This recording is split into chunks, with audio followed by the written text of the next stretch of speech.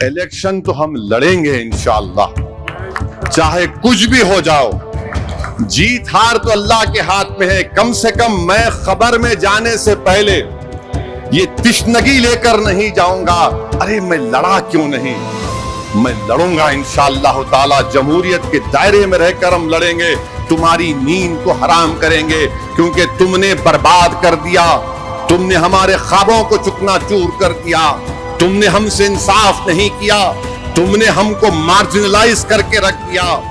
اب وہ زمانہ ختم ہو گیا مارجنلائزیشن کا، اب لڑائی ہوگی حصے داری کی، اب لڑائی ہوگی لیڈرشپ کی، اب لڑائی ہوگی نیتا بنانے کی، اب لڑائی ہوگی مظلوموں سے انصاف کی، اور اسی وقت ہوگا جب ہم چناؤ لڑیں گے۔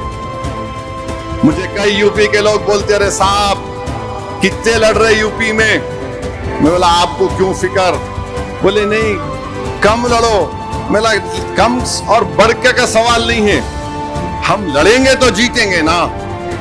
ملا آپ لڑکے کیا بی جے پی کو روک پائے؟ 17 ہار گئے، 19 ہار گئے، 22 ہار گئے، آپ میرے کو بول رہے کم لڑو۔ ہم جب لڑتے تو نہ سامنے دشمن کی طاقت کو دیکھتے، نہ ہم کم طاقت سے لڑتے، جو طاقت اللہ ہم کو دیا ہم اس کو پورا استعمال کر کے لڑتے۔ اور ہماری لڑائی میں اور دوسروں کی لڑائی میں فرق یہ ہے کہ ہم اپنا گھر جلا کر لڑتے، ہم اپنا گھر جلا کر لڑتے،